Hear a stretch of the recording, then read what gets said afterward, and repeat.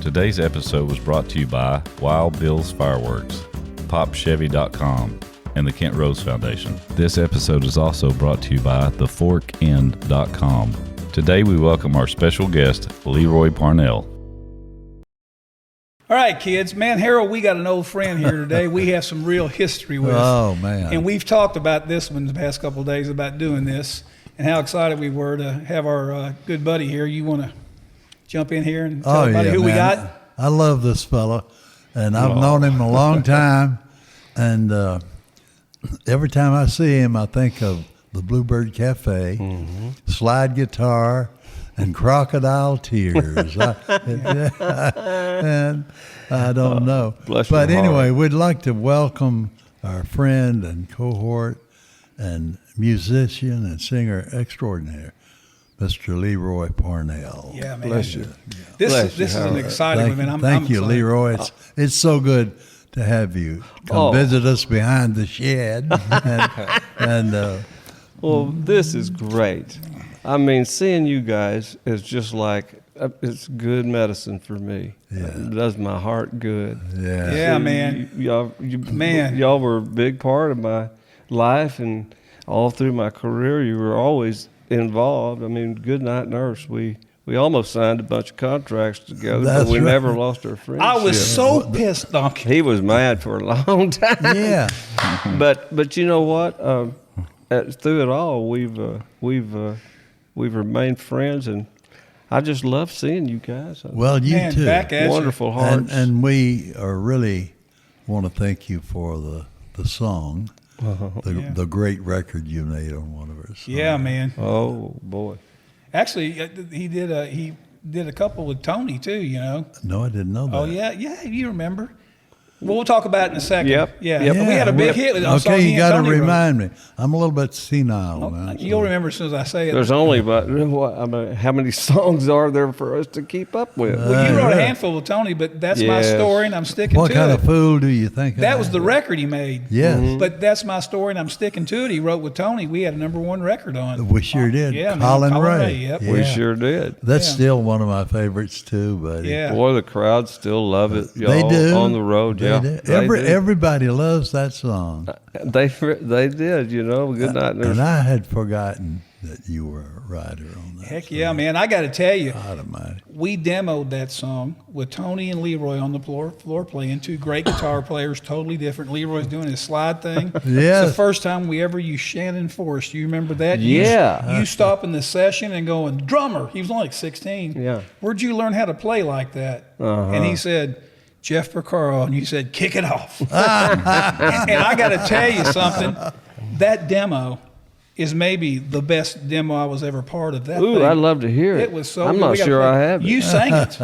Whoa. And you played all the slide parts, and Tony was playing the thing underneath. Man, it. what a great guitar player. Yes, he was. Tony was, right? Yes. Our dear friend, folks, were talking about Tony Hazelton. Yeah. Yeah. Just what a soul. What a and sweetheart, Oh, man. my gosh. He brought so much joy to all our Oh, lives. he sure did. Yeah, he did. Funny and just self-deprecating and brilliant. He brought so much to our publishing Oh, company. yeah. Yes. And we got to thank Russ because he brought Tony into the family. Yes, sir. Yeah. Yeah.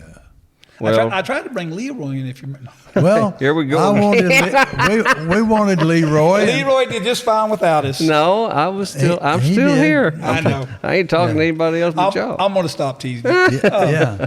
Well, in the beginning, we met with Leroy, and I wanted Leroy. Yep. But it didn't work out. However, it didn't stop Leroy. He went on and had his great career. Yep. And made some great records and We would have done marvelously. When you're doing those, if you recall, Harold, I'm sure you do, that little brief period in my life, you only get that once if you're lucky enough to get it at all. You're right. And I rolled the dice big time coming up here. I had 2 children in Texas that I had to leave, and it was horrible. It was horrible. It was the most heartbreaking thing I went through, but you know, I would drive back home at least 3 times a month. Yeah. And catch games and things like that to keep it going, and it was like that for a long time. So when I was playing the showcases, not really showcases, just gigs, Blue Mondays was, I think Amy Kirkland was asked me to come in and fill in for Mike Henderson and the Blue Bloods, who was going to take a 2-month hiatus from the Blue Monday, and would I come and do it? And I said, certainly will. So I started doing that Blue Monday, and I remember, like it was yesterday, I was driving that old 76 white Caddy. Y'all remember that? I do. Ragtop Caddy? I do. Man, that thing was in more videos around town. People said, can I borrow your car? Sure. You know, but pulled up in that, and y'all, I thought to myself, I said, oh my God, I'm on the wrong night. This can't be my crowd. They were all coming out the door down the street. And no, there it was. Leroy was going to be there. So I said, well, hell, I better go in.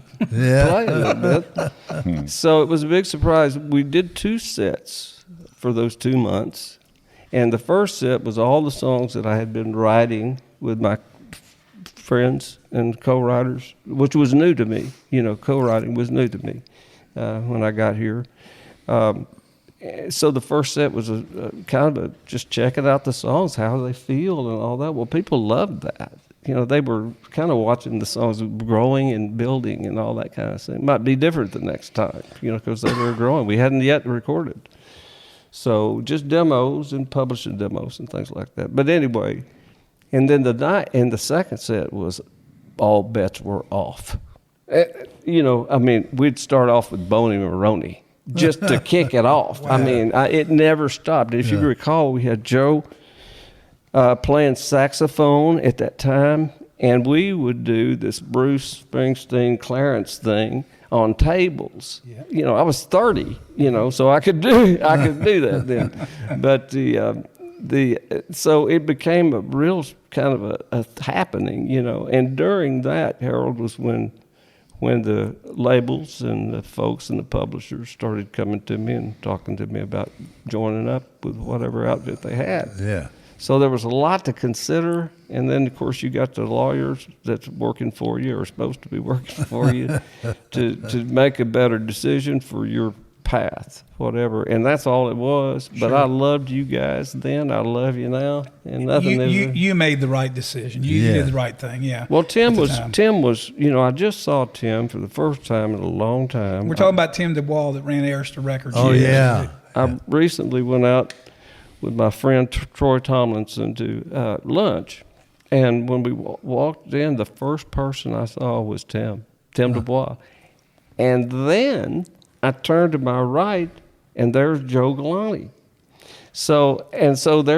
And then Rex Benson from LA was here. Yeah.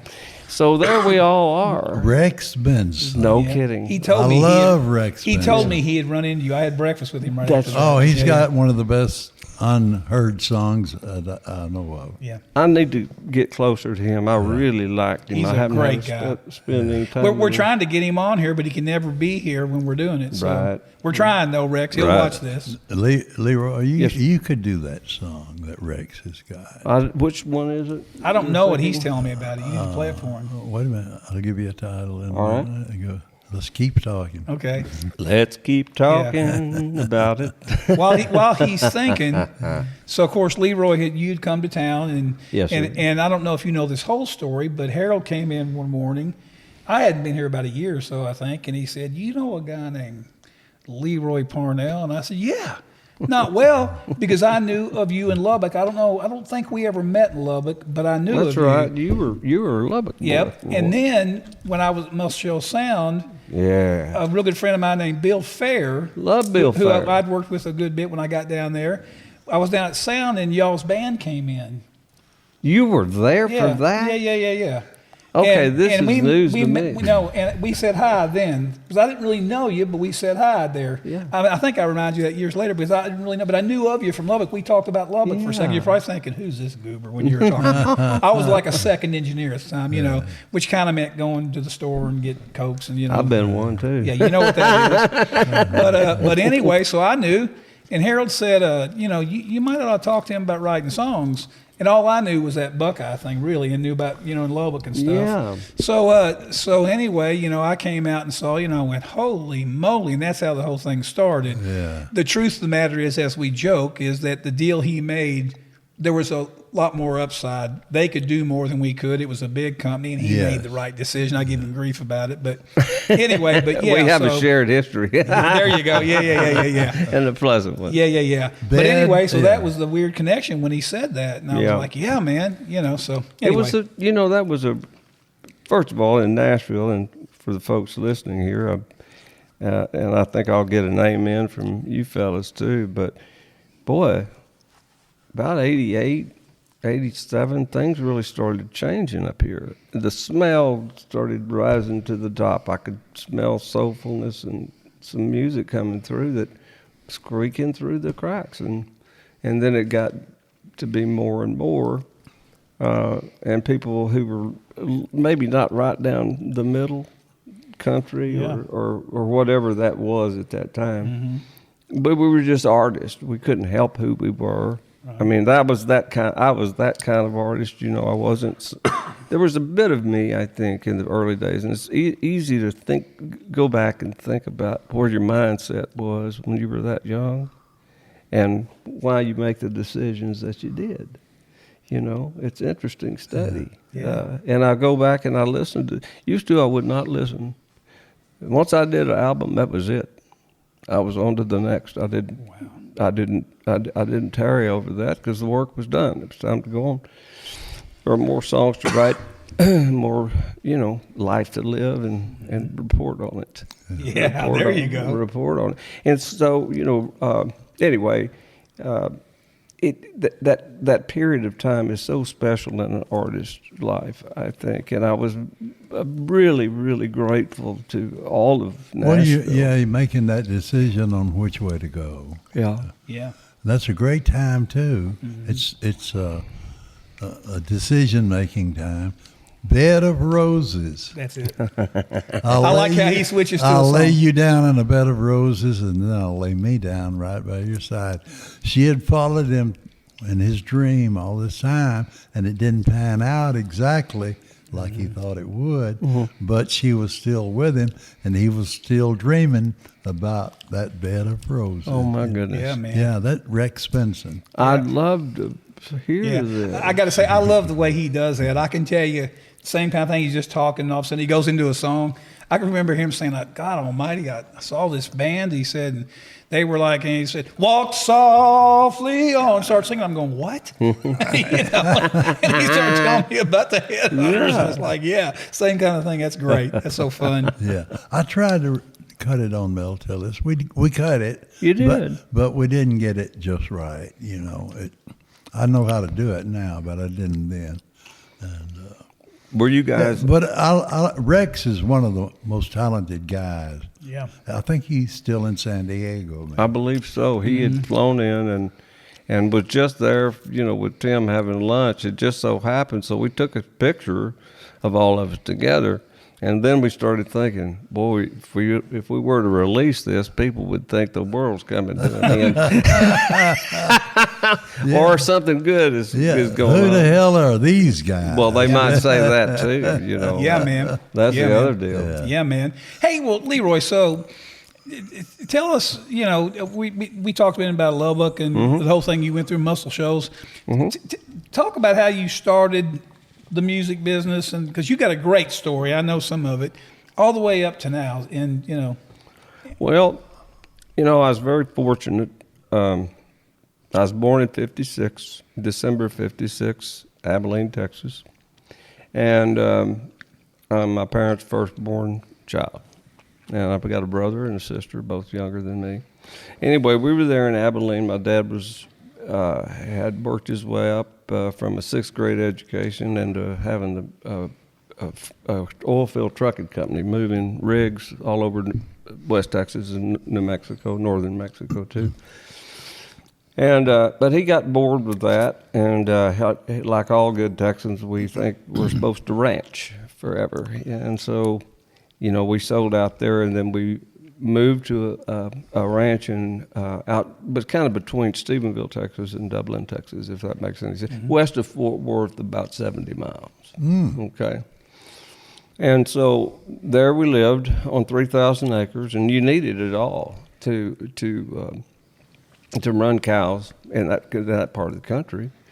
And I knew it I stayed on my horse probably pretty much every day. That was my mode of transportation.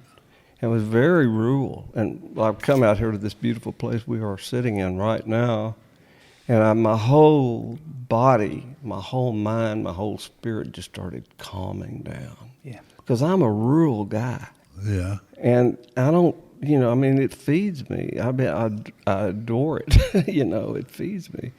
So that was kind of the solace that I had in my head, too, because my brother and sister were both younger. So I would get on Champ, my Palomino, POA, and Ginger, my Doberman Pinscher, and she would follow right behind us. And that's where Mom would pack me a little sack lunch, and I'd just go all over that ranch. Wow. Didn't think nothing about it. And so I think in some days I was a cowboy, but some days I was an Indian. Okay?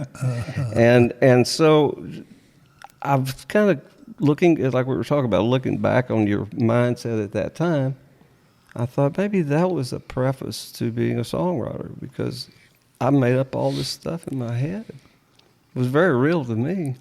And anyway, I think the solace part of it, and I heard Tillis tell it one time, a writer has to have solace, and I do believe that is true. Yep. When it gets quiet, I know I'm jumping around a little bit, but when it gets quiet, it comes to me, and I can't stop it any more than I can make it happen. Moving to Nashville, the whole idea of co-writing, as we mentioned just a little bit ago, was new to me, okay? The whole idea of sitting down at a specified time and writing till another time it seemed as foreign to me as, just about anything I could think of. Anyway, where was I going with all that? Help me. But the songwriting, coming to Nashville and sitting down. Oh, yeah. But I learned the craft of songwriting here.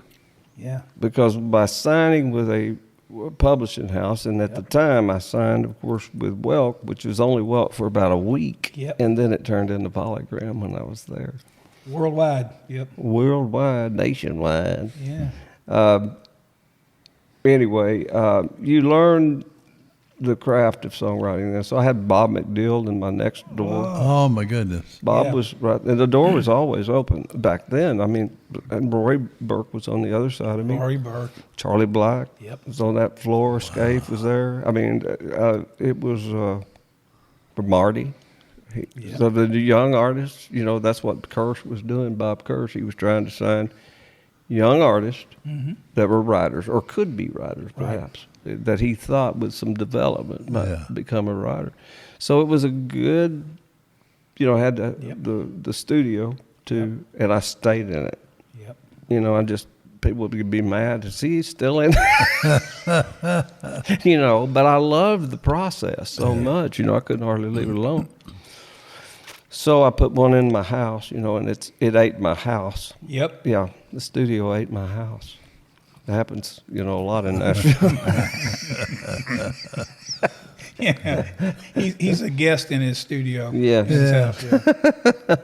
But anyway, that was having those old salts. I remember next to me, day in, day out for 12 years, changed everything. The gift was God's to give, and that was the idea of a song. The wave that you feel when it hits you. Like, oh, I got to pay attention. This is good. I got to go get by myself. And all that, and you can't make that happen, and you can't stop it from happening. You can if it gets loud around you, or at least me. But man, by following that muse, then you get, that's the good stuff. Yeah. That's when you get pay dirt, and and the older I get, the more important it is for me to mine what I've learned in these 69 years. And hopefully I can share something, give a little strength to hope to others, through the lyrics of these songs and the music. Lift people up for a few hours every day. That's a pretty good job. Yeah, man. Great job. Pretty good job. Yeah, man. So in those days, we know how it was where everybody was co-writing. Are you still co-writing? Are there young writers or people? I don't know that it happens as like it used to. That's my question. You're right. I recently was down on Music Road. Don't have a lot of reason to go down there anymore, but I do get my hair cut down there. Bragger. Oh, sorry. I'm coming in trouble for that too. The hair. Yeah. And I see people walk around with guitars and notebooks occasionally, walking up and down. And I think, and then I look at these songs and, back before I stopped like being available to write with anybody, it was like, I did that for a while, really did, when I had an office down there. And we the Post Polygram, right. The Dean Parnell catalog. Right. And it was good for me because I could take anybody on. Guy Clark did that, and I took a lot of lessons from Guy. Some not what to do, and some not what to do. Yeah. But I just wanted to open myself up and and be vulnerable to a stranger. It's very unusual to do that, right? But with a little practice, it becomes a little easier. And you're never going to, I don't think, get the meat of it from the essence of the idea. I mean, that's the goal. And McDill told me a bunch of things, but one thing McDill said, he said, it's like you're a sculptor, and the song is already there. It's our job to chip away at what's not needed, so the song can come shining through. Wow. It's great. I like that a lot. I like that too. Me too. So I think it's a spiritual thing. Yeah. And that gift is just like it's Amen. more precious than gold. Amen. Today's episode was brought to you by Wild Bill's Fireworks, popchevy.com, and the Kent Rose Foundation. This episode is also brought to you by theforkend.com. Yeah, man. That's, and I think, as you say that, and Tony Hazelton used to say all the time again, and of course you wrote him, he'd walk around in the halls of the music mill saying, I'm never going to get another idea. Never going to get another idea. And as you know, and with you too, you don't just sit down and write anything. You're waiting for some inspiration. And the solace you talked about, for something to hit you and go, I'm going to write that, And it seems like that was, and again, I'm not trying to knock today, but it seems the way things happen today, but it sure seems like that was everywhere back in those days. Every writer was that way. McDill, yes. People like that, just waiting for it, What I don't understand, back to talking about seeing what's going on today, and I don't know what's going on today, so I'm going to plead ignorance right up front about the business and how it's all going. But boy, there sure is a lot of names on these songs. Yeah. And when I learned, I was absolutely shocked, and this was sort of determined that I wasn't going to make myself available for that anybody and everybody what wanted to come to me and write. Was that one of the younger writer that I can't even remember who it was, he said, well, I've got a 10 open on Thursday, and I got a 6 open on. I said, well, no, wait a minute. How to 10? What do you mean? Well, to 10 to 1. I said, well, man, I don't know about that. He said, well, I got another writing session at 2, another one at 6. And I started thinking, how in the world can you mine out gold Yep. when you're so busy with right brain crap that's going to keep you from the sacred spot? Mm-hmm. I know. I couldn't do it. I know. Better off just letting God send it to me when he's ready. Yeah. There you go. Yeah. There you go. You know, yeah, I've never been able to figure out why it took 3 to 5 people to write a real bad song. Whoa, sorry about that, Mr. Sound Man. I know I pegged you then. I've never been able to figure that out. Well, I guess they split it up. You take the first verse. Yeah. Yeah. Give me something. Yeah. That's funny. Hey, so how long were you in town before you got your first record deal? I borrowed $6,000 from my banker on a handshake in Texas because I needed to pay my child support for 6 months. I figured that's all the time in the world that I could cut out to go give this thing a shot because I had responsibilities too, you know. Yeah. But I was betting on the come, and I believed it. Yeah. I never expected it not to happen. Right. Really. Never crossed your mind. No, sir. I didn't. There was no plan B. Still isn't. Yep. But where were we on that? How long you were in town before you got a record deal? Oh, the record deal. Yeah. Okay. So 6 months is what I had, and that paid my child support and allowed me $200 a month to eat on. I lived in a mother-in-law apartment in East Nashville. Yeah. I was part of a friend's house, Chris and Lou Moore. Chris Moore was one of my co-writers on several number ones. Chris Moore. And so it was a fortuitous meeting of the minds and of just the spirit of that house. We all worked together. Lou did a lot of cooking, and I was writing every day, and I was trying to play every night with somebody because I only had 6 months to get it done. Levitan was my lawyer. So here's your answer. I needed to make money. I was out of money. It was 5.5 weeks. And I remember I called Levitan. I said, something's got to give, man. I'm at a breaking point. I'm almost having to turn this van around and go back to Texas. He said, hold on. Because we had deals working, but you know how it is. Mm-hmm. Things move so slow. Yep. Legalese and things like that. I never understood why they called it legalese. Ain't nothing easy about it. Yeah. But anyway, he called me back. He says, okay, we'll get you some money. Kirsch will cut you a check. And I got it a week before I had to go back. Wow. A week before. 6 months later, almost to the day, was the show that happened out at Cajun's Wharf. Yeah, I remember that place. Opening for Bonnie Raitt. And it was the, what album did she have right there? Nick of Time. Nick of Time. It was the Nick of Time tour.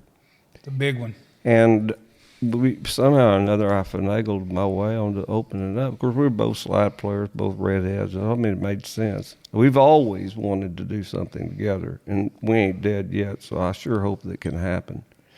But anyway, I just told the boys, I said, listen, let's not worry about, record business out there and the hits and all that kind of thing. We're here to entertain these people. So just don't leave any prisoners. And so we hit the stage and we tore it flat up. Wow. There was nothing left. Wow. When we walked off. And both Tim DeWall and Bob Kirsch were standing there at the bottom of the stairs when I came. He says, we don't know what that is, but we want to record it. That's so cool. So, and so off we went. And luckily, so it was a year, to answer your question. It was a year, which was, Rodney Crowell got mad at me because He said his phone didn't ring for 2 years. So, Really, in the grand scheme of things, all that's pretty quick, as It you is. know, in the end. well, you got to consider, though, Russ, and of course you know this, but I was playing dances at 14. 15 years old, I was making money. Wow. And at 16, when I got my driver's license, see, my mama used to have to drive us in her station wagon. You see? You want to go down this hall? Yeah, You want to go down this rabbit Go. hole? Yes. Well, let me tell you a little bit. And I don't want you to leave out your dad's friends either. Oh, no. That music. No. Okay, go ahead, because I don't think Harold knows this. Well, back to Harold's original question. About an hour ago, I guess. I've been talking so dang much. But he asked me, how did it all happen? Well, look, this household that I lived in, my father grew up with Bob Wills. They about were that? childhood friends. Both of them joined Dr. Tate's medicine show. Now, you got to remember, Dad was born in 1912. And and so off they went at separate times, but saw one another out on the road doing blackface Wow. for Dr. Tate, selling elixir or whatever needed to do. Right. Barker, Right. magician, whatever you, Wow. he had to do something. Yeah. Had a little story to tell or whatever. And so that spirit was in our home all the time. As a matter of fact, them old hollers that he used to have to do and the Barkers, he used to come down the hall in the morning doing that to wake us up. Wow. And he's the only one in our family that liked to get out of bed. The rest of us all would like to sleep. Yeah, man. But he'd come down there, come see the little red monkey. Let's see, what was one of them? Let's see. Let me think. Come see the 99 striped giraffe, 99, come see the 99 striped giraffe, 98 around his belly, one directly up his ass. Go mother for 15 cents. And come see the little red monkey climb the 40-foot pole. The higher he climbs, the better you can see his little red. Hold on, monkey, don't you fall. That's funny. Oh, That's cool. love Man. that. So it was very colorful, you see. And then with the Wills family being like my uncles, matter of fact, my brother and sister and I always referred to Bob as Uncle Bob and Aunt Betty. Wow. Bob and Betty. And we stayed at their house a lot. I think 58 Christmas, we went to stay with them for part of Christmas that year. And I've got a picture of Bob sitting on Bob's knee singing.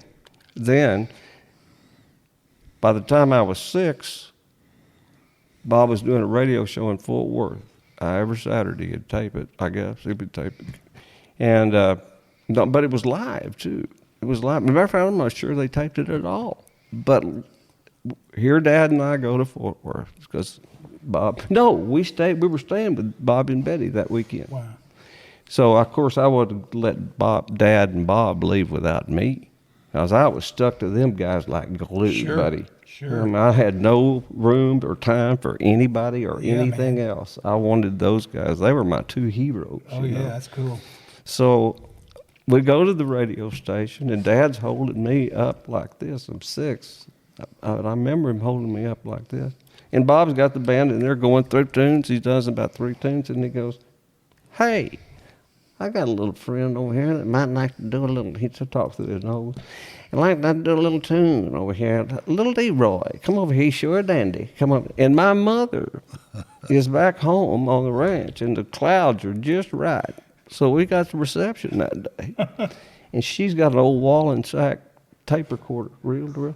And she's got that microphone next to that little radio right there. And she got the whole darn thing. I've got it. I can play it for you. I sang San Antonio Rose. I changed keys 3 times, and the Texas Playboys changed with me. Oh, my God. How about is that? So cool, man. So that was 6. And a nice bookend to that story is about a year later, we're in Fort Worth staying with Bob and Betty again. Now, they'd come to the ranch, too, and Punkin, his horse, Punkin, the big Palomino, is buried out there on the ranch. Oh, I didn't know Yeah, that. he's buried. Well, you know. I know now. Well, that's where he's at.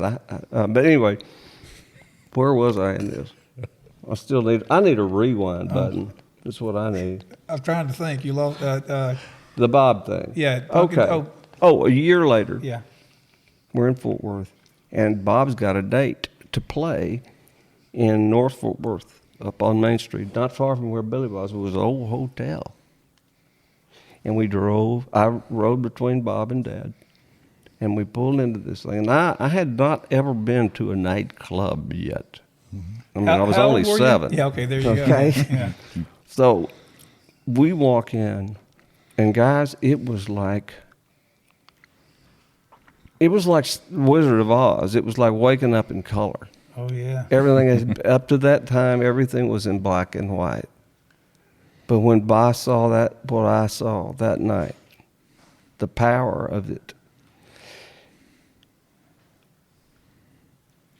the place we had to walk up some rickety stairs. I remember that to get to where the stage level was. Dad took me out and set me with some ladies and gentlemen out there and to watch the show, and he stayed with Bob and would check on me, whatnot. But man, the band, everybody was dressed to the nines. Bob's hat was as white as you could imagine, just as white as could be. And then there were some fluorescent black light kind of things that must have been going on, because all of anything that they were wearing was white, looked like silver, shining on this. And this music was pumping. Never heard anything so loud in my life, but I loved it. It was just, and I never forgot that sensation that I got. I got sleepy, and I remember laying down on top of one of the tables. They moved all the drinks out of the way, and I slept on the table for the last part of the set. Wow. But for about 2 hours, I was present and watched it. And I remember driving home, and here's the kicker.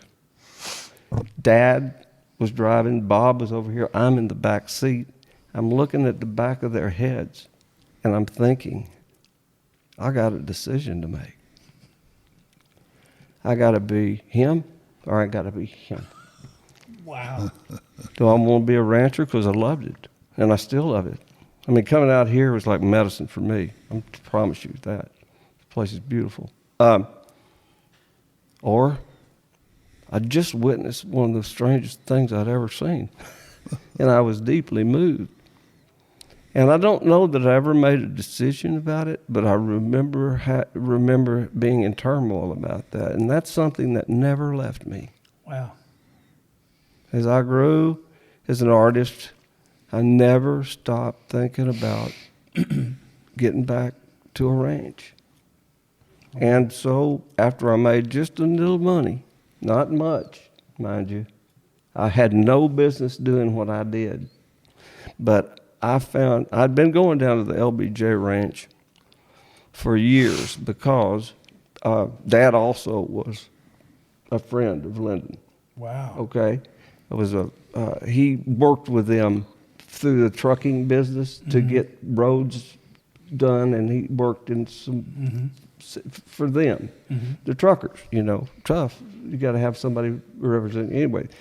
So we would go to the ranch sometimes, and then I married into I don't know if you know who Cactus Pryor was, but Cactus was his speech writer, and he was the first person. He was a very famous guy in Austin, Texas. First face on radio and TV. First face on radio, TV in Austin. Anyway, Cactus was very, very close to these. So I was around So we'd go out to the Sunset House or the River House, and I knew that's where I wanted to live. This is where I want to be.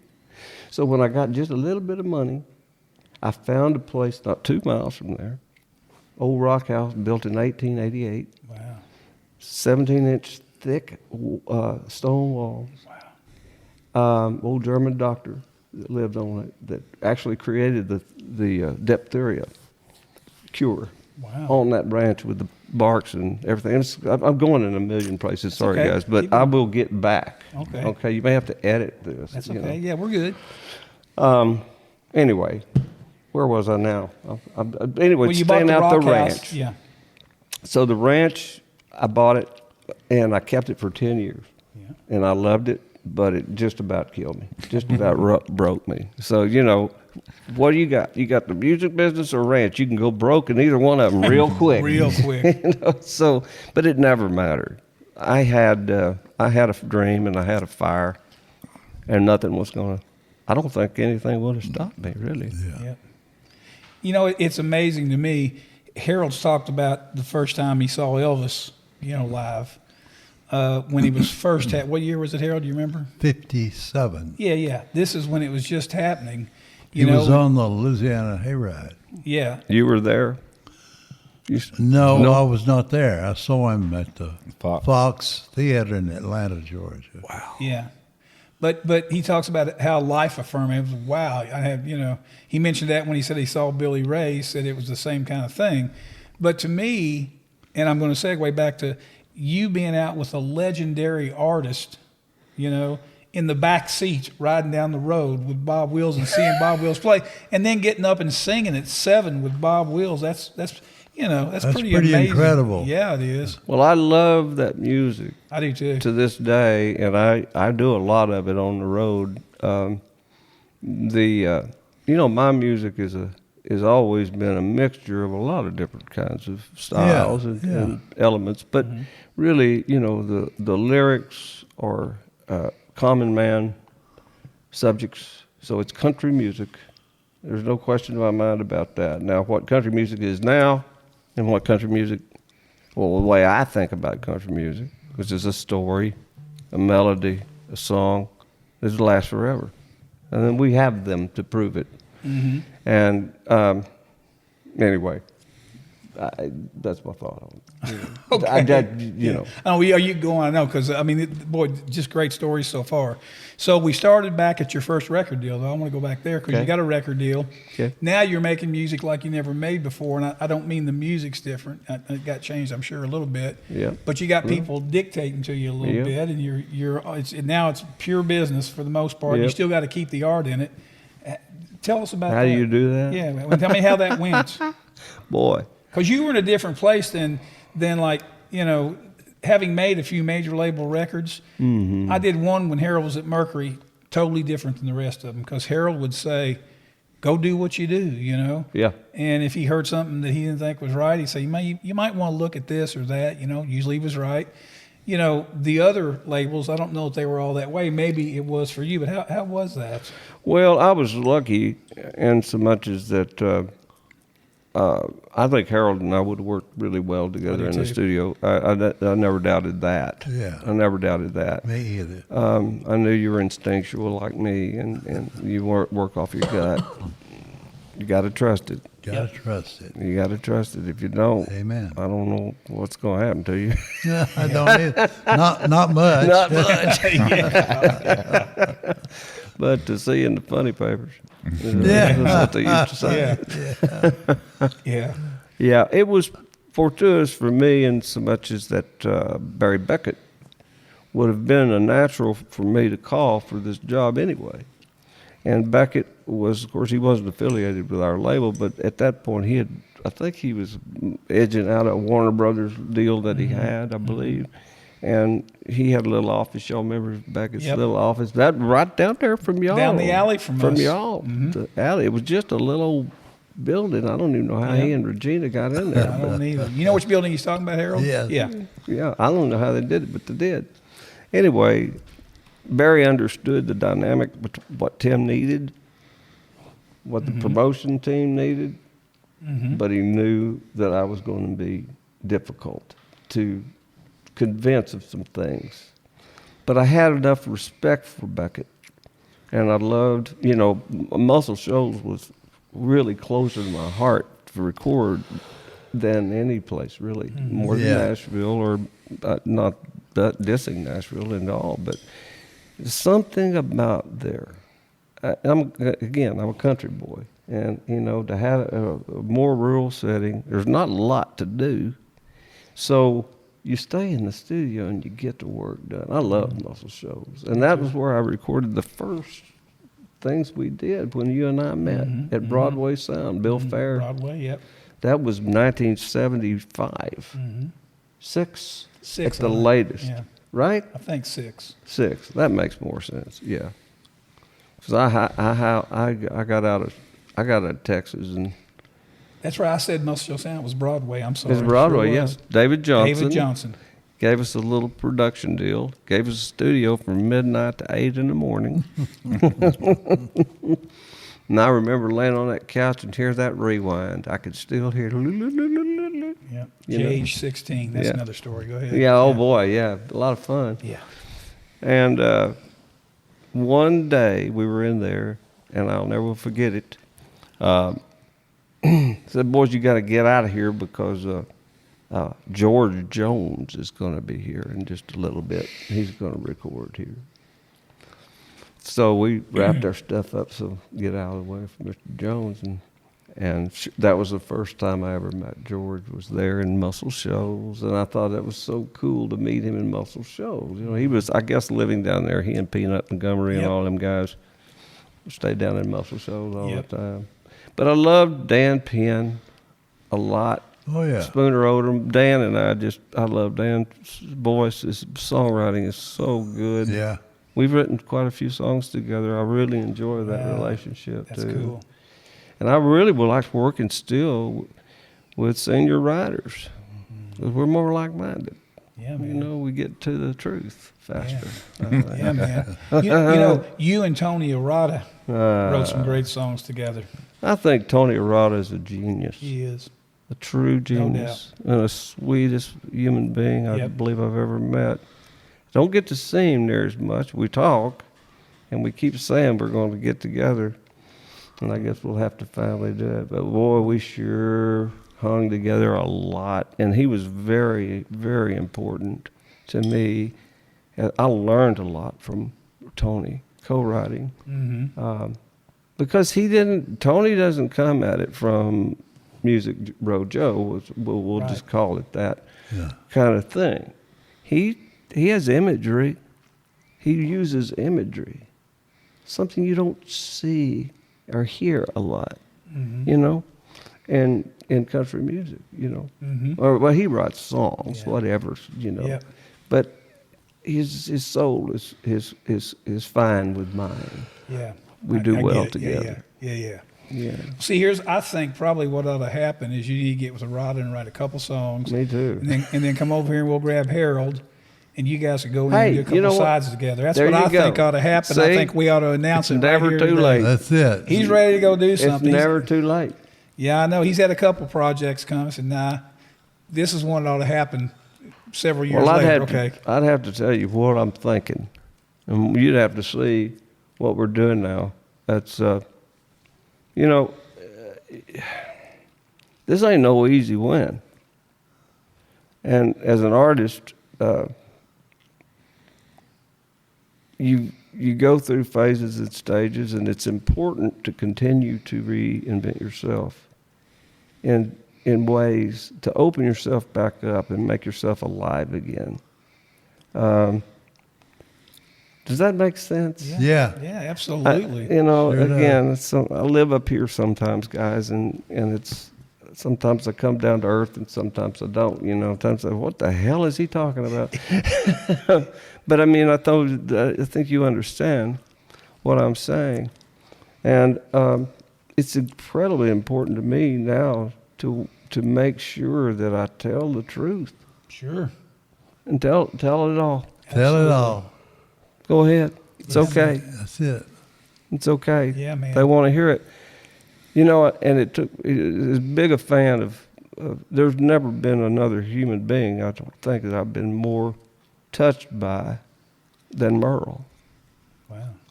Now, he was everything that I wanted to do. All right. He had song sensibilities that went far beyond 615, boys. Yeah. Yeah. This man talked about his own life. Yep. An internal report Yeah. on the condition Yep. of things. Well put. And I strive for that more now than well, I was just trying to, we worked, just trying to make it work. But now I'm digging deeper. And it's just, I'm almost 70 years old, and I have no intention of slowing down at all.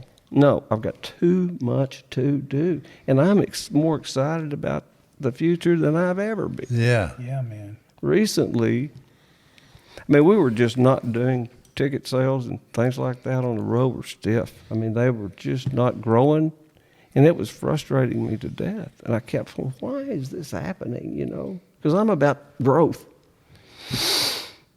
Well, I got to time to look inside again, so I started looking inside, and I said, you know what, you've been doing the same things for 25 years, Leroy. These are great songs, but you've been reporting on these things for the last 25 years. Even though you record, you continue to write and you continue to record, you got to dig a little deeper in the well, I think. And we got to strip some things away. We're not getting to the essence of the artistry.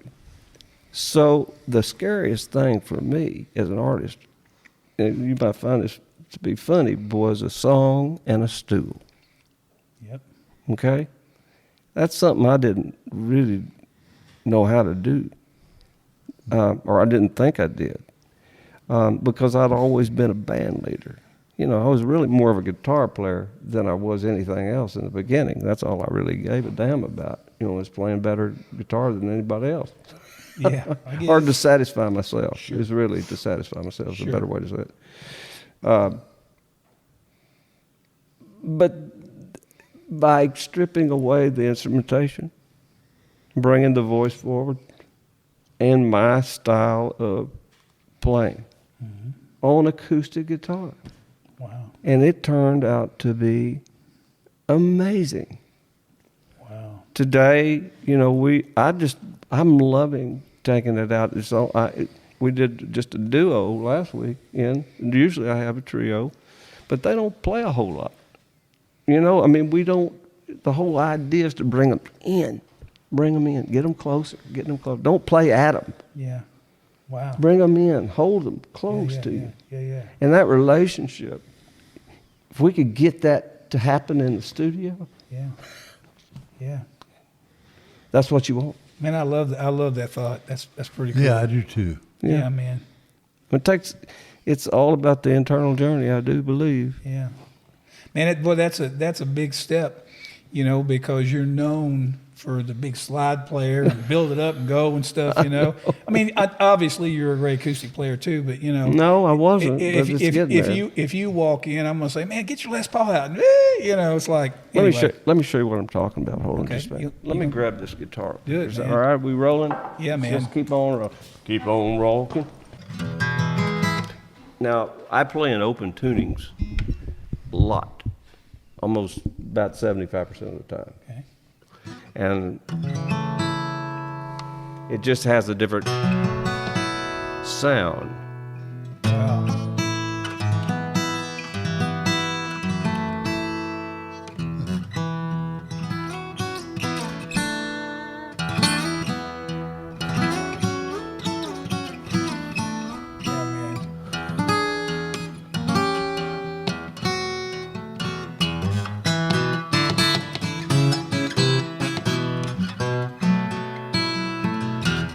Okay, but you can do the same thing with a song like The Rock. When you wake up in the morning and you wonder why no one's beside you, why usually late.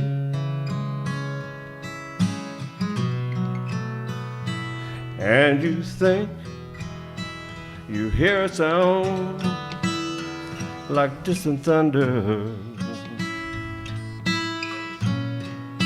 It's just your old rock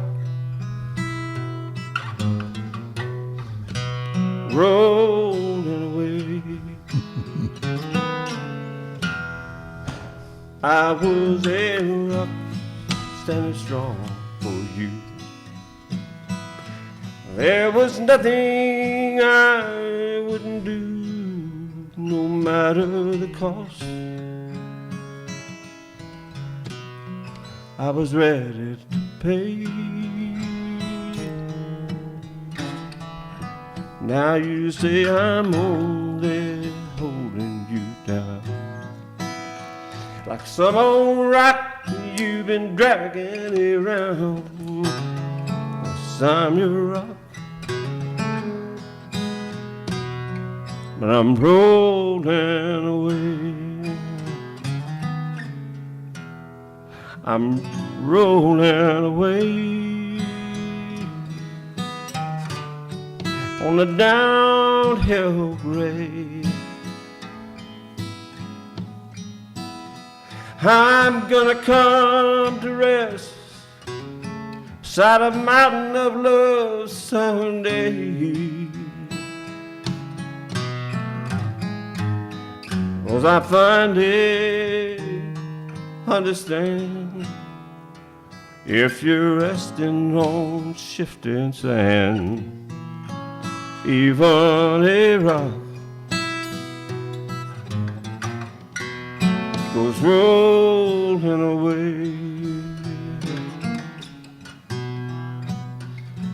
So the open tunings help facilitate that. Yeah, man. A lot. I'm a little iffy today on vocals. Sorry about that. I mean, that's killer.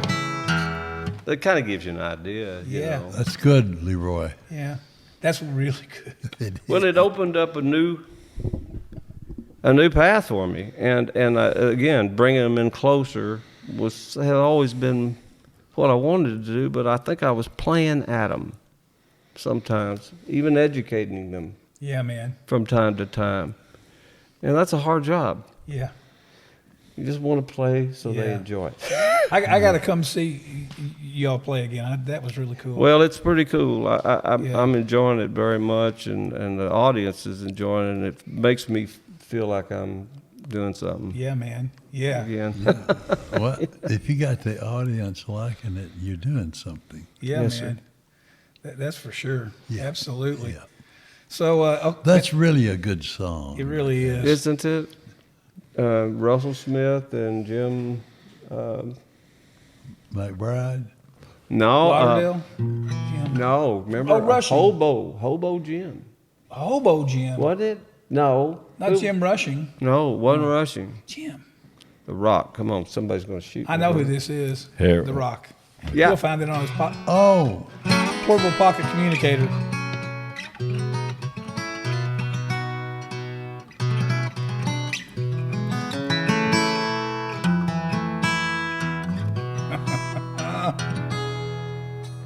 So, man, what a great sounding guitar.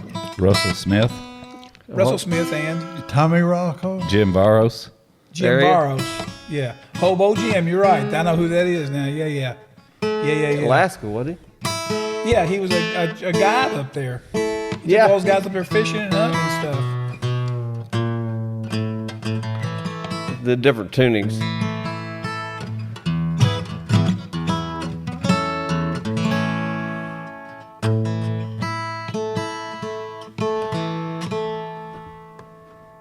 Sounds a little flat, doesn't it? Pesky thirds. Yeah. They'll never be right. That sounds pretty good. Here's a new one. Kind of more of an internal journey. I better get my slide for this because it's got a little slide part. Yay! Hey, push your vocal mic back just a little. Yeah, I'm thinking I'm gonna have to. Well, the good news is we got the other mics too, so it sounds pretty good when I pull them all. Oh man, there's one mic is plenty. Whoa. You getting? How's your placement? It's good. there, I've got it brother? all set over there. I got it fixed. All right.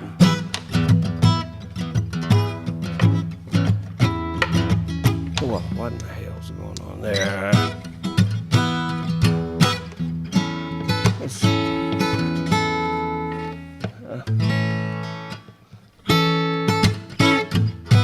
I used to let this old world get to me. Well, life didn't turn out the way I thought it ought to be. I'd hold on to that anger till it ate me up inside, Took me a lifetime to learn to let it slide. I just let it slide. Yeah. I can't count the ones I must have hurt. I tried to fix it all and only made it worse. You can only do what you can do and keep it all in stride. Took a long time to learn to let it slide. I just let it slide. Well, got to change where I can and know where I can't. Keep trying to better my best laid plans. Let go of the wheel, enjoy the ride. Find some forgiveness for myself, let it slide. I just let it slide. Here we go. Here's the like.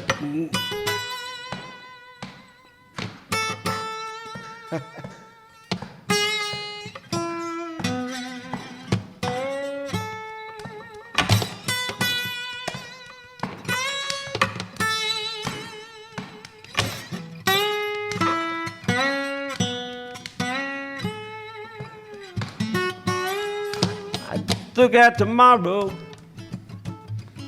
turn away from yesterday. Look out now. I keep searching my soul to find a better way. And let it slide. I just let it slide. These days I let it slide. I just let it slide. Yeah.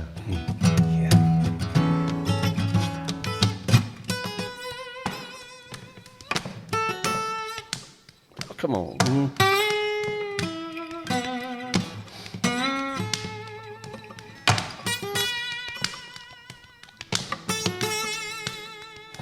Sure.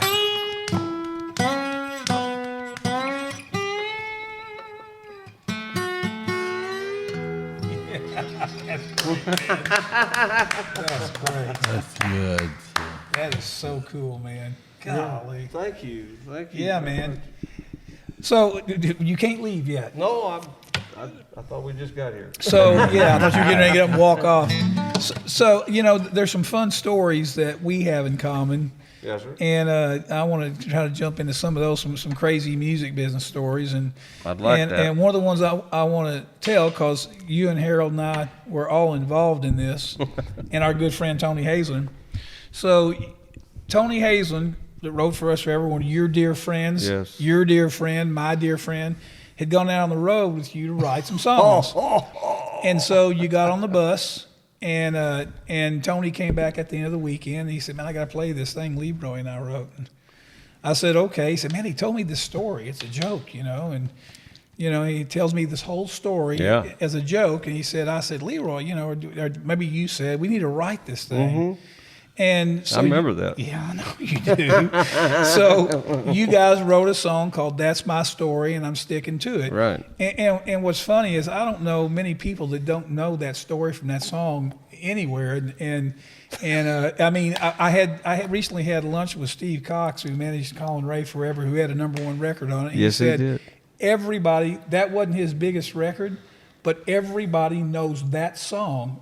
Everybody knows that one. Isn't that funny? So it comes out, and it just flies up the charts. I mean, we're so excited. Great record, great song. And I get a phone call one day from, I think did someone on Hayes represent you? I can't remember. Zumwalt, maybe, but anyway, for a minute, maybe. Well, anyway, I get a phone call from Allman, the attorney. He represented us, and he said, hey, congratulations on that. That's my story. And I said, thanks, man. We're pretty excited. He said, how about that lawsuit? And I said, what lawsuit? Oh, yeah. I said, what lawsuit? He said, man, there's a guy claiming that y'all stole his idea and yada, yada, yada. And I said, there's no way they would do that. I know both these guys, they wouldn't steal an idea. So you may be able to continue. Not so we could get caught anyway. Like I said, Will Jennings said, Leroy, we all steal. It's just the good ones don't get caught. So anyway, and if I get this part wrong, you can correct me. But Tim Dubois had told you that as a joke. He that did. Right? He told the joke to you. Mister, I want to tell you a joke I heard today. There you go. That's the way it started. So Tim Dubois was the head of the label. Tim Dubois, I think, has got his doctorate in finance. Smart guy, really smart guy. He told this joke to Leroy. So Leroy told the joke to Tony and said, let's write it. Well, when the song was a record, it turns out that a guy had written that as a story, and it had appeared in a book. And the story, I mean, they took the story, not the lyrics, but the story, and wrote a song around it. Yeah, but the same story. But it was a copyrighted book thing. We didn't think that was a problem. People read books all the time and take the idea. They didn't steal any lyrics. They just took, the basic story. Right. And so anyway, we were going to say, wait a minute, they didn't steal any lyrics, so we spent some time and money on it. It turned out we all sat down and said, shit, it's just like the story. We got to give them a part of the song, which to you guys' credit, you did. It's great. And it was great, and everybody ended up good. But, I had no knowledge of it. Tim never, I know. When he told me the joke, it was just a joke. Yep. So, imagine our surprise when we learned that this guy in Georgia had written this little bathroom break book. Yep. That's kind of what it was, like a funny story little thing, and he had written this joke into that book. Yep. Wow.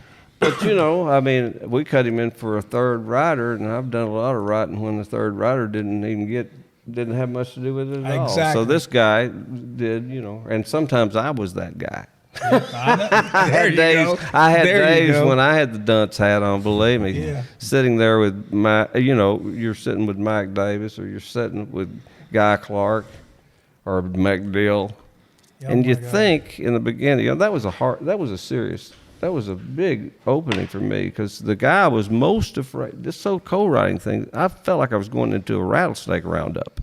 I didn't know what to expect. And the guy I was most afraid of to write with was Guy Clark. So guess who I called first? Guy. Wow. And Guy was always open to young writers coming in. So I had met him before, but he didn't remember it. Boy, what a legend he is. He only lived about a half mile from my house. Didn't know that. And so mornings oftentimes would find me headed over to Guy's for coffee and whatever was going on that day. Specifically, I'll tell you a little story that I think all our writer friends would enjoy, if it's okay, if we have time. No, we have time.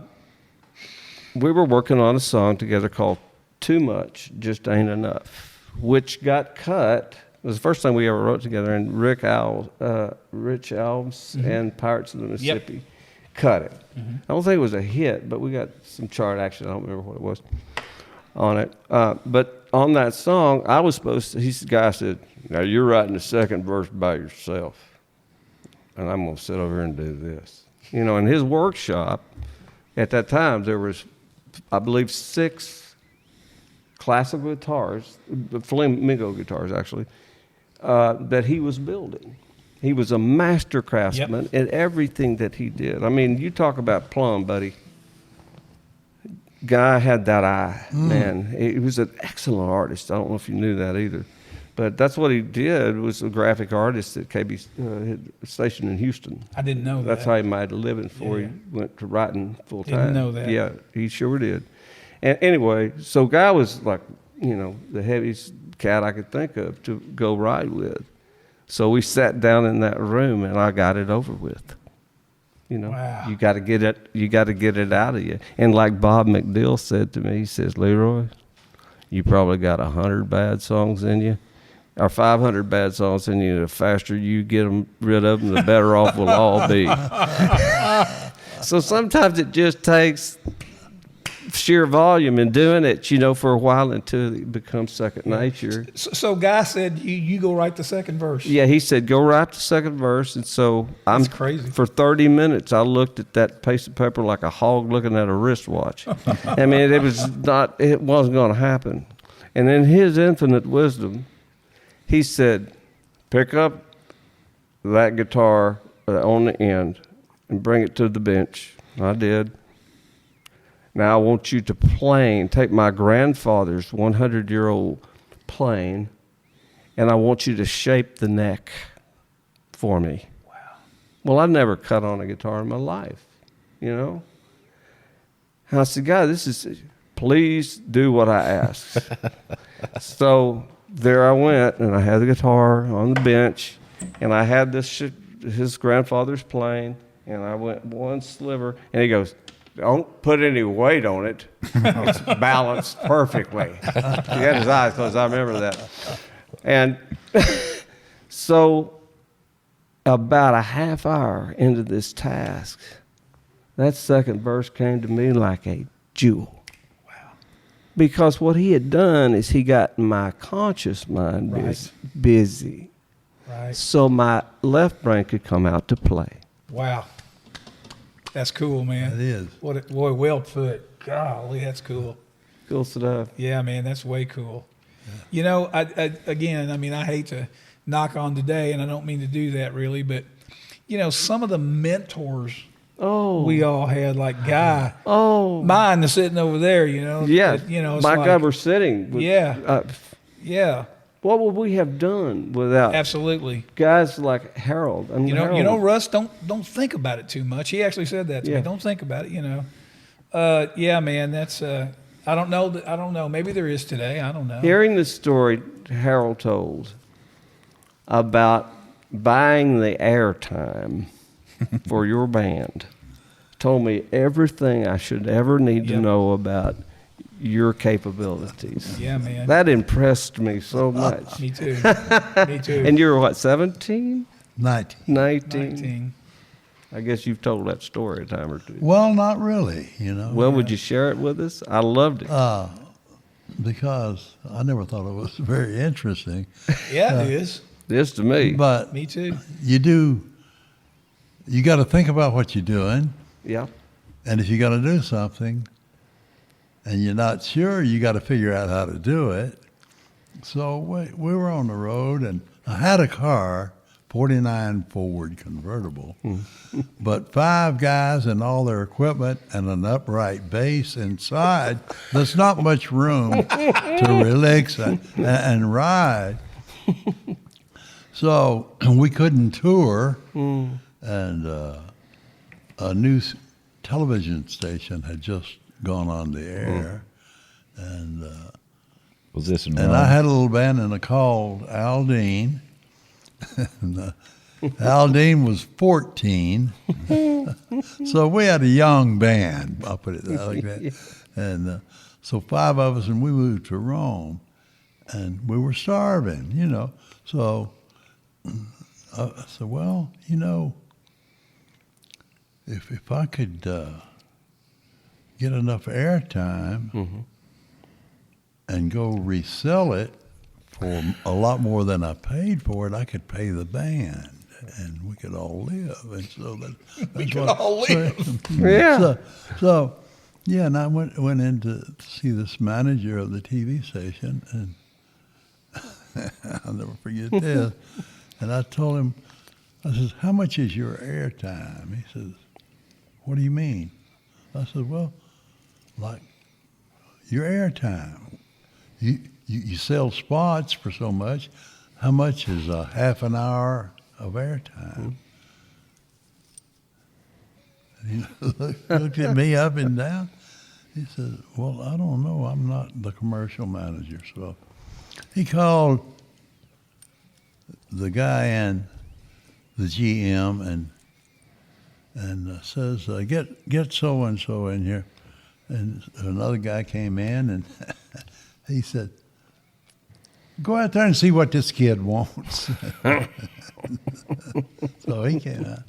And I told him, I want 30 minutes every day 5:30 to 6 o'clock to do a live show. He said, We're talking AM or PM? no, PM. Okay. Good And slot. he said, well, Damn drive time. Well, Go, yeah, Harold. that's what he told me. Again. He says, that's prime time. That's the highest. Yeah. And so I said, well, how much is a half an hour? I didn't hear about all that, you know. He told me. I said, okay, I'll buy it. I want a half an hour every day, 5 days a week. So, Do you recall how much it was? yeah, seems like it was around $200. Wow. Okay. And I went, and there were two guys that were running ads, had billboards up everywhere and all that. And one of them was J.L. Todd Auction Company. And their logo was, "We sell the world." I said, that's my guy right there. It's all right there in front of you. Hey, right? man, yeah. He was waiting for me. So I went in, and he bought half of my idea. He bought 15 minutes of it for $200. Oh. And so I told him, I said, Mr. Todd, I need one more sponsor. And he said, well, you might think about this guy right down the street. And this is in the early 50s. Yeah. Oh, wow. And he says he just started a recap company, and it was called OK Rubber Welders. Yeah, man. So I went down, and he bought the other 15 minutes for $200. So I had $400, and the band could get paid, and we could live. Oh, man. So 5 of us lived in a boarding house, and Wow. that's how we started. Manna man. from heaven. Pee Wee started with me. Yeah, man. He was 14. That'll make a band real tight, living It together. will. It will. Well, that's how you And we work it were- up. Yeah, man. And it was a lot of fun, and it was the beginning of where we are right now. Yeah, Isn't man. that amazing? Isn't that amazing? Crazy. Man, I tell you, you have done so much music that I have adored through the years, and I think the freedom of your artist, letting your artists be themselves, Yeah. was had a lot to do. You trusted the artist to show what they had inside. It seems to me like. Well, they're the artists. This Yes. is their baby you're Yes. dealing with. I'll never forget when we finished My Home's in Alabama. It was 8.5 minutes long, so you ain't got to get that on the radio, So I had to start to work on it, and I felt like, you got this new baby, but I got to take one of its arms Yeah. off, Yeah. There's too much. Yeah. So we had to take it down to 5 minutes and I think 23 seconds to get it to a record we thought we could get played, Yeah. The longest record playing at that time was El Paso by Marty Robbins. Really? Yeah. Wonder how long it was. It was a little over 5 minutes. Was it? Yeah. Well, it takes a while to tell that story, I guess. Yeah. Yeah. That's amazing. That's Yeah. amazing. But a great story. Yep. Oh boy. But Did Marty write that? yes. Wow. I'll be dog. I didn't And know that. my home's in Alabama. What Randy and Teddy wrote that, and Jeff, and The boys. so I had to take out a whole verse. It had 3 verses and 3 choruses and a break, So I had to trim all that down, and they didn't like it necessarily, and I didn't like doing it. Sure.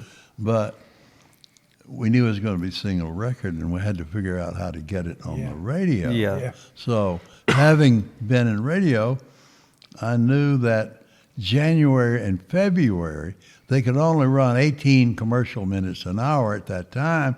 That was FCC rules and regulations. So I knew if we were going to get a record played that long, Yeah. it would only be in January and February.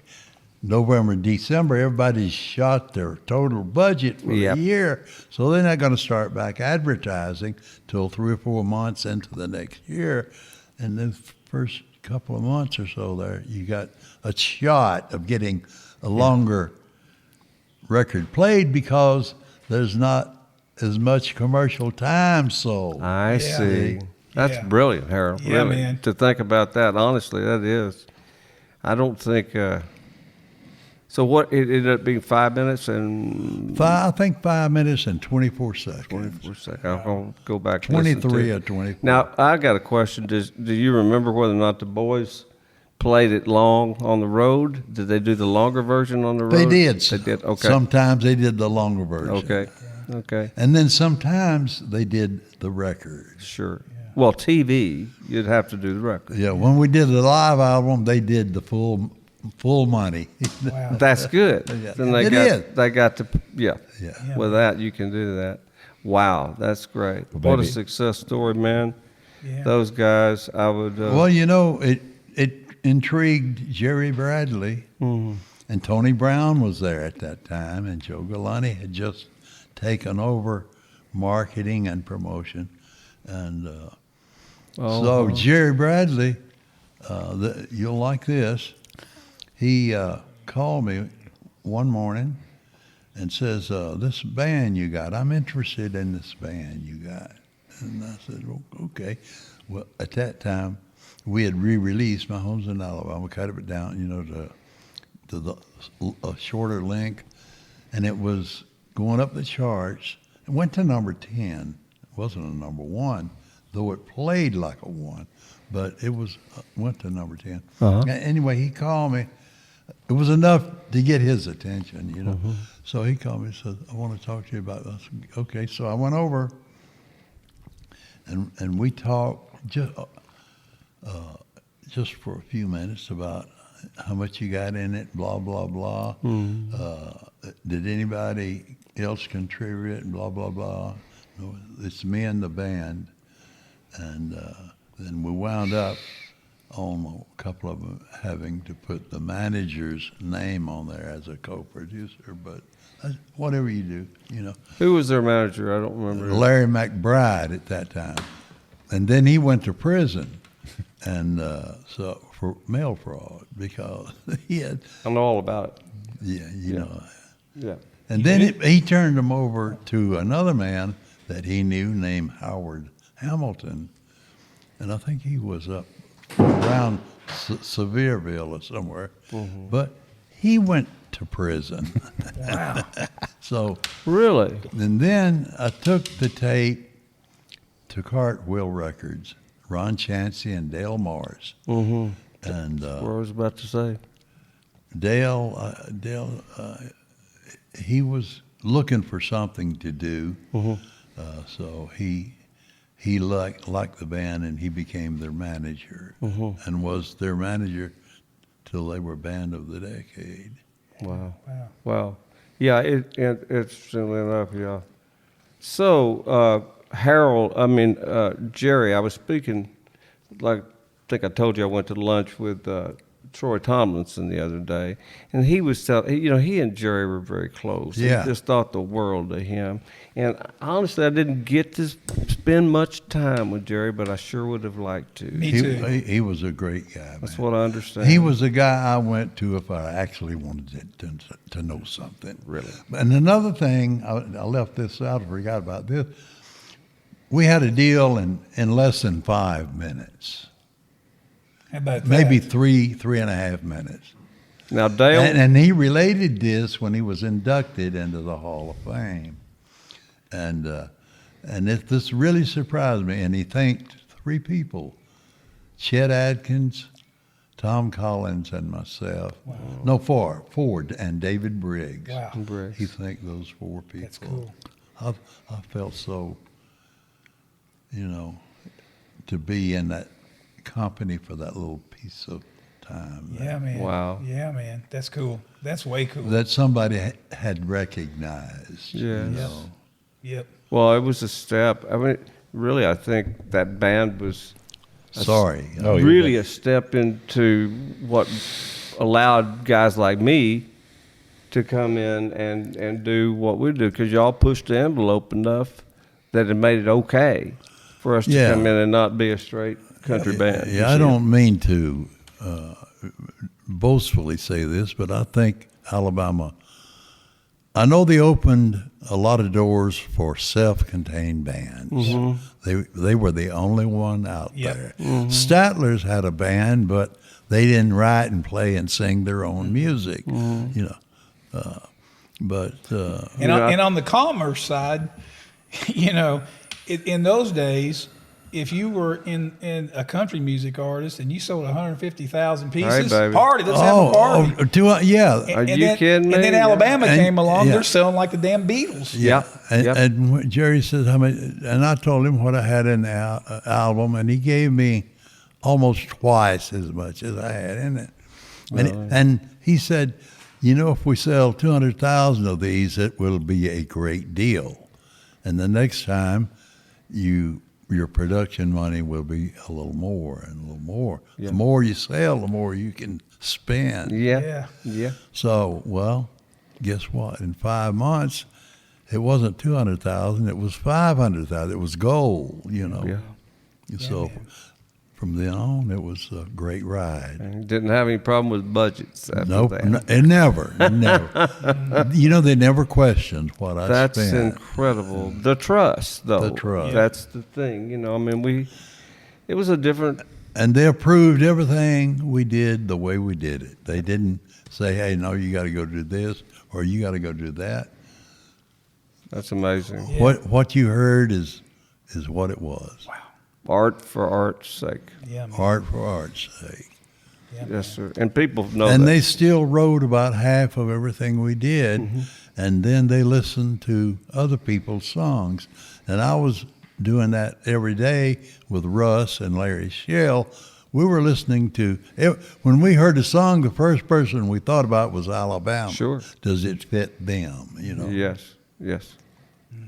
Wow, boy. Yeah. And I didn't mean to get off on Oh, no, I think it's he asked on the your question, yeah. time. I think, no, it's our time, buddy. Listen, I enjoy your stories so much, and I mean, they're just priceless, and to get them on tape is always the right thing to do. Yeah. Well, it's all true. I'm not playing show business. It's all true. Sure. And it is all about doing what you do, you know. Yeah. And I always felt as a producer that my main job was to create an atmosphere and a place where an artist could come in and do what they do. And that was my whole approach with Alabama. Yeah. I had to have a place where they could come in and feel good, state-of-the-art equipment, good stuff to work on, so you can do what you want to do and make it good enough. You can get it up to that level where you want it. Exactly. And then it's undeniable. Yes. If it's good, people will know. They will. They will. It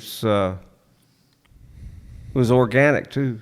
That music was extremely organic. There was nothing false, or there was no, production. And the same thing, Harold, I share your sentiments, and there was never any tricks on any of my records. I didn't allow it. Jerry Beckett he had somebody convinced him. I think Tim convinced him to go get a DX7. Remember those things? Yeah, yes. Keyboard. And so he said, Master, you go get that. Go get that thing out of my trunk. He plugged it in for about a half a minute. He goes, take it back to the trunk.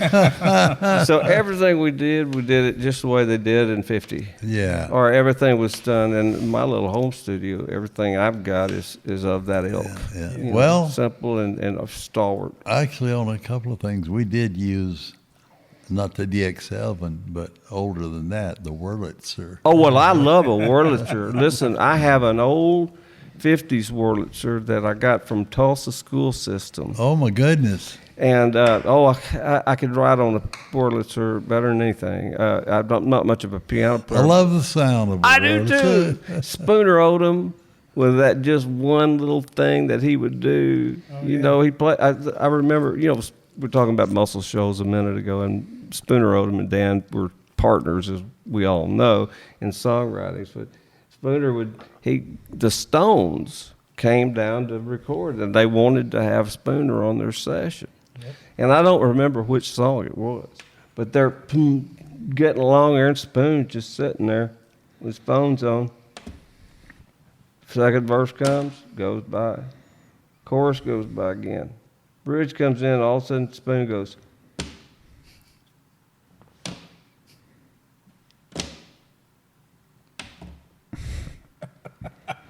And that's it. So he wrapped it up. And Mick said, well, Spoon, he said, I liked what you played, but is that all you're going to do? He said, that's all it needed. There you go. That's all it needed. There you go. That's what goes there. Yep. Absolutely. Don't overdo it. Yeah. Yeah, man. Hey, I know we got to wrap up pretty quick, but I wanted to ask you about something. Yes. We can talk about the songs, we can talk about the records, we can talk about your playing and everything, but you're the only guest that we're ever going to have on here that has a signature series Les Paul that Gibson made. And if nobody knows what that is, you can kind of tell what it is. Jimmy Page is a member of that club. Tell us about that real quick. Well, you know, I moved to Nashville, and I had the only guitar that I'd ever owned to that point in time. I had wanted a Les Paul. I'd seen, it just looked beautiful to me. I loved the way they looked. I loved the way they sounded and everything, but they were so far out of reach for a kid living on a ranch outside Stephenville, Texas, you know. Yeah. But I finagled around, worked enough, and I sold my little motorcycle that I had and got enough money to buddy. I was only 15, so I couldn't drive to Fort Worth. But we drove to Fort Worth, and there was a guy that had 2 gold top Les Pauls for sale.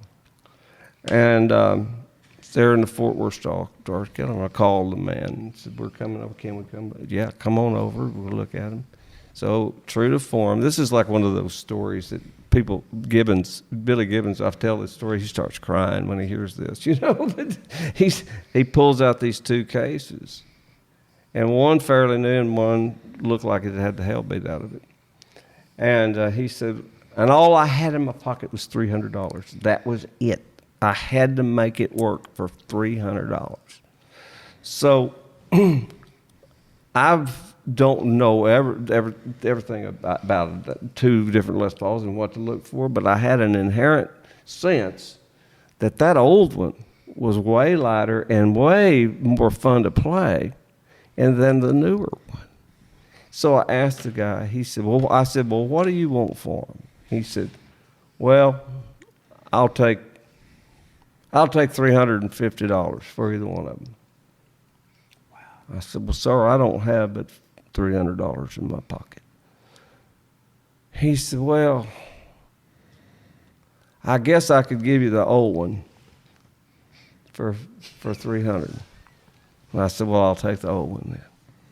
Thank God I did. Yes. Yeah. And she stayed with me all these years. She's still, that's my go-to guitar at home. Oh, man. And it's just everything I did, from playing dances when I was 14 and to playing the Opry stage or whatever else I'm doing, it's always been by my side. That's What year was that? 56. 56.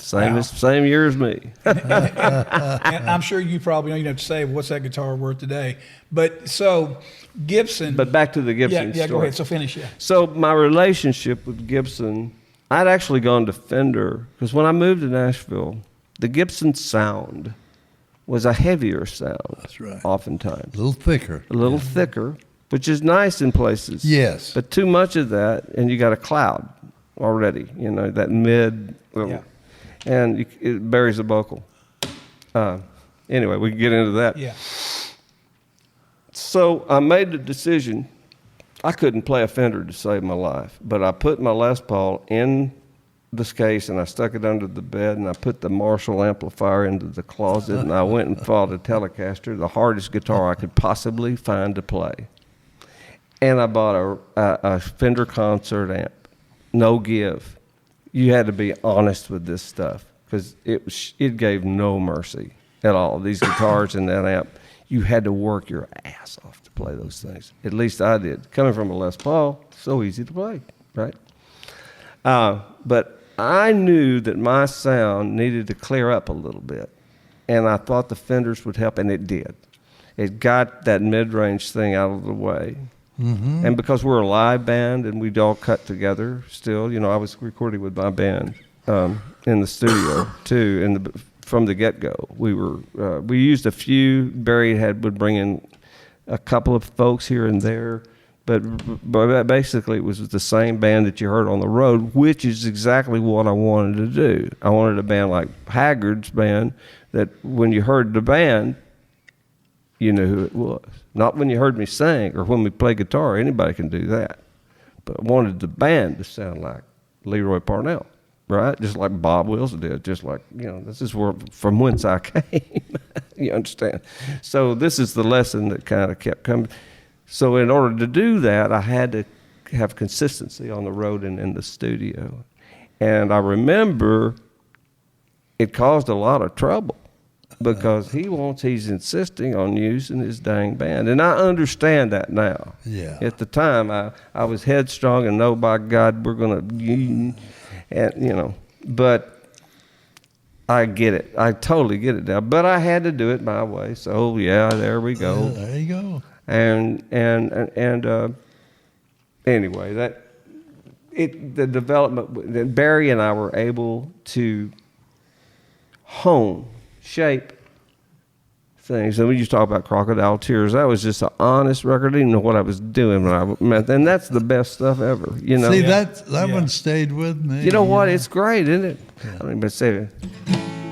Don't cry those crocodile. Oh, wrong key. Don't cry those crocodile tears. You don't fool me for a minute, baby.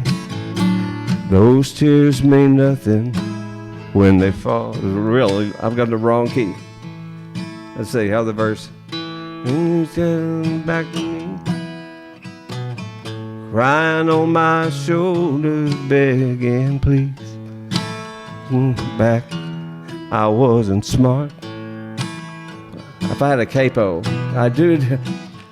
I believe that you were for real, but you kept on breaking every deal that you made with my heart.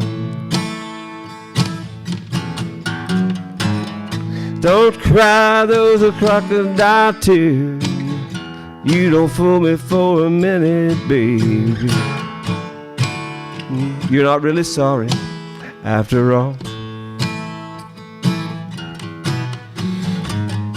Don't cry those crocodile tears.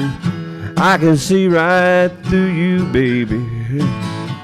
Those tears mean nothing when they fall.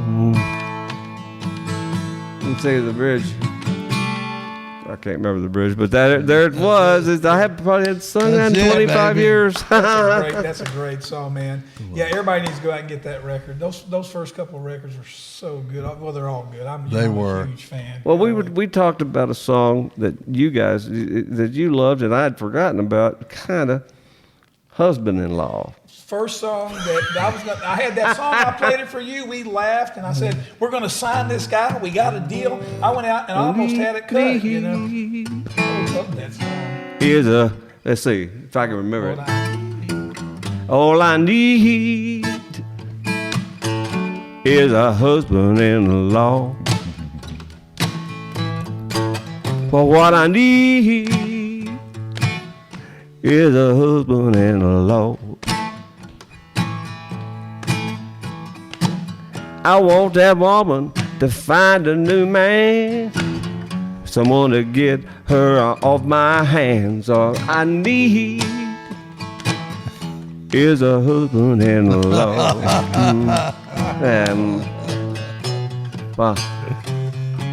She still calls me on the telephone. It sure is compromising when I'm not alone. Come fix my car, come fix my sink. You think that woman was still married to me? What I need is a husband-in-law. All I need is a husband-in-law. I want a woman to find a new man, someone to take her off my hands. What I need is a husband-in-law.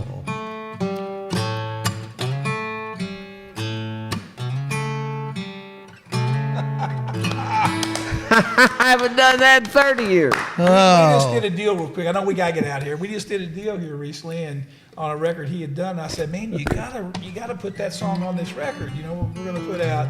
He found the old demo, and I know it's a drum machine. I know. I don't care. Sometimes they're the best. That man. kills me, man. That kills me. Man, what a good one this has been, huh, Harold? Oh, Gosh, guys, great. thank y'all Great, so man. much for having me. This has been done my heart so much good. I just love you both so much. Back Thank at you, man. That's before we got. Some of the most beautiful things in the world to me is that, again, we said this earlier. You know, this is a business. We're on this business, and along the way, we became family. You know, We did. Great friends, and it's just so cool after all these years. I'd do anything for either one of you guys, Back at you, honestly. brother. Back at you, brother. Yeah, God man. bless you, boys. I hope we get to do this We again. don't take it lightly. No, sir, I don't either. I know the power, I know these guys don't. Yeah, guys, and I thank everybody in the crew, too. Thank everybody for helping getting this done, because this is important Thank stuff. you for your contribution. Yeah, man. Country music, man. Thank Yeah, you, man. brother. Thank you, Give brother. it bless you, another man. look. Today's episode was brought to you by Wild Bill's Fireworks, PopChevy.com, and the Kent Rose Foundation. This episode is also brought to you by theforkend.com. Tune in next week to the music station, WWCC with Harold Shedd, broadcasting live from beautiful downtown Bremen, Georgia, 1440 on your radio dial. What you just heard just happened. Thank you for listening to Behind the Shed. We hope you enjoyed it. Tune in next week as we go Behind the Shed.